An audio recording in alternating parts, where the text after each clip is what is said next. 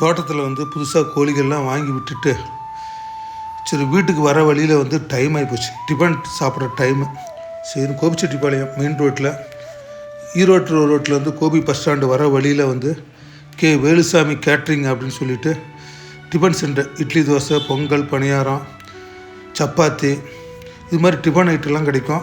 நல்ல ஒரு homely food, வீட்டு முறை சமையல் நல்லாயிருக்கும். சரின்னு சொல்லிட்டு அங்கே தான் வந்து நாங்கள் வந்து இந்த இட்லிக்கு வந்து தேங்காய் சட்னி, இந்த முருங்கைக்காய் சாம்பார் இதெல்லாம் வந்து நல்லா சூப்பராக இருந்தது. கூடவே வந்து இந்த சுட சுட பணியாரம் வந்து சுட்டு கொடுக்குறாங்க. பணியாரம் வந்து அவ்வளோ டேஸ்ட்டாக இருந்தது, மொறுன்னு சொல்லிட்டு நல்லா. கண்டிப்பாக வாய்ப்பு கிடச்சின்னா குடும்பத்தோட நண்பர்களோட இந்த வேலுசாமி கேட்ரிங் டிஃபன் சென்டர் கடையில் சாப்பிட்டு பாருங்கள். டிஃபன் ஐட்டம்லாம் வந்து நல்லா சூப்பராக இருக்கும். அது போக வந்து கடைசியாக வந்து எனக்கு வந்து ஒரு முட்டை தோசை அப்படி ஊற்றி கொடுக்குறேன்னு சொல்லிட்டு முட்டை தோசை ஊற்றி கொடுத்தாரு. அதுவும் நல்ல டேஸ்ட்டு. இந்த மாதிரி வந்து ஒரு பெரிய பெரிய கடைகளை விட இந்த மாதிரி ஒரு சின்ன கடைகளில் போய் நம்ம டிஃபன் சாப்பிட்டோன்னு வச்சுங்க, அங்கே கொடுக்கக்கூடிய சாம்பாராக இருக்கட்டும், சட்னியாக இருக்கட்டும், டிஃபன் ஐட்டங்கள்லாம் வந்து சூப்பராக இருக்கும்.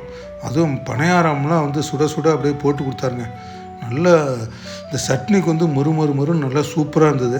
கண்டிப்பாக வந்து உங்களுக்கு ஒரு வாய்ப்பு கிடைச்சதுன்னா ஃபேமிலியோட சரி நண்பர்களோட சரி இந்த வேலுசாமி கேட்ரிங் டிஃபன் சென்டர் கடையில் சாப்பிட்டு பாருங்கள்.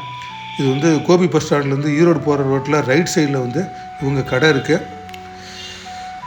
ஏதாவது சமைச்சு கொடுக்க சொன்னால் கூட அவங்க சமைச்சு கொடுக்க வந்து ரெடியாக இருக்கிறாங்க.